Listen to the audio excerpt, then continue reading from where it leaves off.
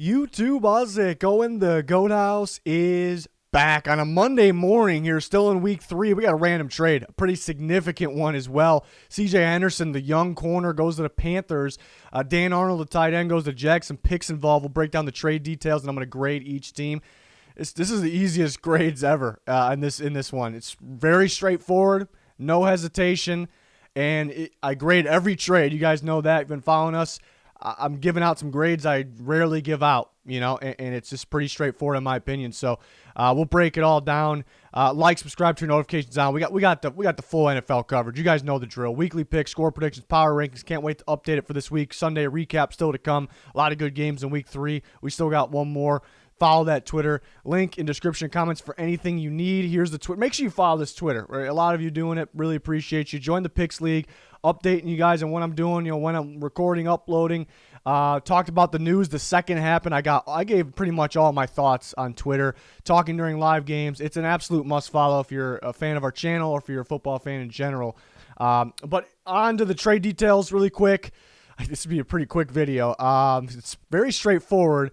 CJ Henderson, in a 5th-round pick, goes to the Panthers. CJ Henderson was drafted 9th overall from the Florida Gators last year by the Jacksonville Jaguars. And then the Jags get Dan Arnold, the tight end. Decent tight end, was just signed by the Panthers this offseason.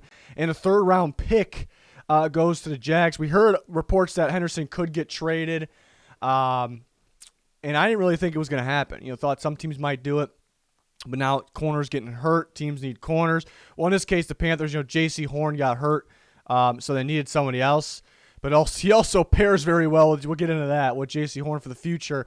And the Panthers could afford to move on from Dan Arnold because they have. You guys know I love Tommy Tremble. I've been hyping him up. He looked good in this last game, and Ian Thomas led the team in snaps. In terms of snaps, it was Ian Thomas, and then it was Dan Arnold slightly over Tremble. But with the rise of Tremble, we knew where it was heading. So it's not a team that's going to needs to feature that many tight ends with the receivers they have. So that made sense as well. I was surprised it was basically a pick swap here, a 3rd for a 5th, and then you swap the 2 players. That was very surprising to me. Let's just get on to the grades, and I'll break it down. You guys know I rarely give out A+. The Panthers are getting an A+. This is a wow trade for them. This is robbery, basically. I'm just still stunned by the trade. CJ Henderson was drafted, and I wasn't super high on Henderson. I was actually lower than most, but I still loved his upside, his press man ability. He had a very good jam technique. He got beat here and there, but you can't really, the NFL coaches don't really want to try to coach that jam technique and the physicality. It's kind of you have it or you don't. And then you look at the athleticism that he had in terms of speed, quickness, getting off the ground, getting up in the air. Everything you look for a corner might be the most important position for those traits. Again, something else you cannot coach. So this is a pure upside guy. Even though he got beat sometimes at Florida, and I wasn't extremely I had a guy like Trevon Diggs higher than him, and I'm glad I did. I really like Trevon Diggs. It's just one example, but I still loved Henderson's upside. And that's an upside guy, and I talk about it all the time. I kind of go on rants about corners all the time when it comes to draft. They're so hit or miss, but most of the time it just takes so long to develop them. I used to find Gilmore as an example. He was always solid for Buffalo, but he was solid at best. He's really okay. It took how many years down the line and going to the Patriots to kind of get going? That's just kind of how it is for corners, unless you're Jalen Ramsey. Alexander came along pretty early. It's pretty rare. So, and then on top of what you see with the traits and what Henderson has, he has got a raw upside prospect written all over him. So he's a guy for the future here. So it's okay even if he struggles right away. I'm not expecting to light it up right away, but I think he fits. Panthers drafted J.C. Horn, man coverage, very good at press, freak athletic ability. Same things as C.J. Henderson, just a lot more pro-ready in terms of where they were when they got drafted. So you pair those two together. The Panthers need another corner for the future as well, so that's big. They could afford to let Dante Jackson walk, which he's a solid corner. So maybe that's the downside, but I think it's a perfect pairing. It fits what the Panthers are trying to do. They ran a lot more cover 3 in the past. They're looking to mix it up quite a bit. They're really throwing off offenses, but maybe a little more man coverage here and there, and that'll set up what is called trap coverages. You make quarterbacks think you're in man, but you're actually in zone. That's how you set that up. So Horn, C.J. Henderson, it's a very good pairing. Won't see the pairing this year because of Horn injury, unfortunately, but again, they didn't need Dan Arnold. Tommy Tremble's. I like Tommy Tremble. They have Ian Thomas anyways. Again, they don't need to feature 3 tight ends in that type of offense.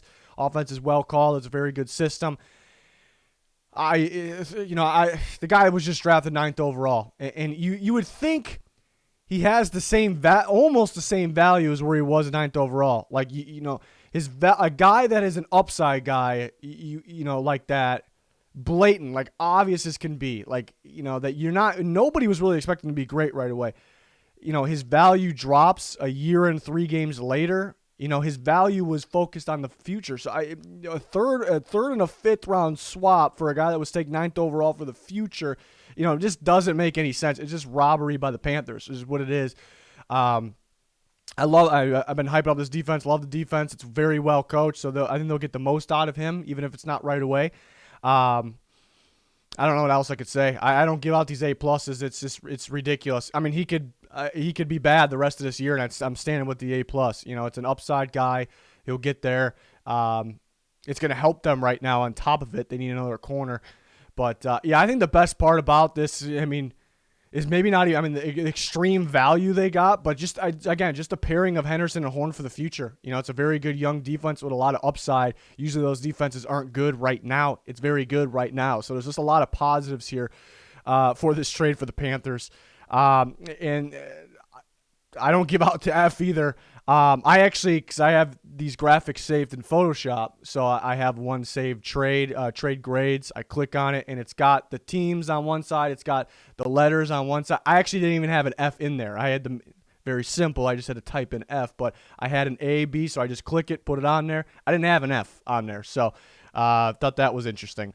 But I don't know what Urban Meyer's doing over there. It looks like he's ruining the Jaguars. Is what it looks like. It's very, very early still, but again, my trade grades are based off value, and I'm not going to base anything off C.J. Henderson. Because I could see if C.J. Henderson struggles, everyone's gonna be like, "See, they should have." It's not how it works. He could play terrible the rest of the year. The grades stand for me. It's an upside guy. The Jaguars drafted him. I talked about this on the Panthers part here. They drafted him 9th overall for the future. You don't draft that guy for him to be great right now. Nobody's drafting a corner for them to be great right now. Nobody, even if they end up great, which really rarely is the case. They can end up good sometimes. That's kind of even rare. So it's just giving up on him after a year and 3 games. It's just ridiculous in my opinion. And it would be okay if you get the correct value back because. He almost should carry, maybe not 9th overall value, but there's a lot of teams that liked him, and it was just based off his traits, based off the upside. So he should carry close to that value, in my opinion, because, at least a 2nd-round pick, but they get a 3rd, and they have to give up a 5th. They get Dan Arnold. I see some desperation here for a tight end. They could have signed Dan Arnold in the offseason. They could have signed. Didn't even have to be him. They kind of just, we're not really going to feature a tight end in this offense. Let's not get one. Now it's like panic time. I think we need a tight end. Hollister basically forced an interception because of a terrible catch attempt this weekend. So it's this panic time, desperation mode. They feel like they need a tight end.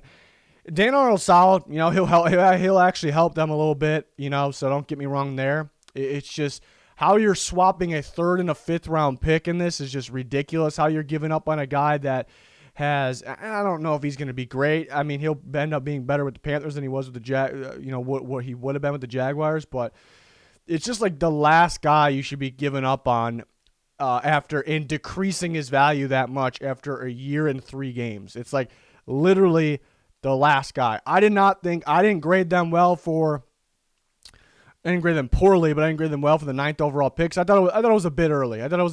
I'm not a huge fan of taking corners in the top 10.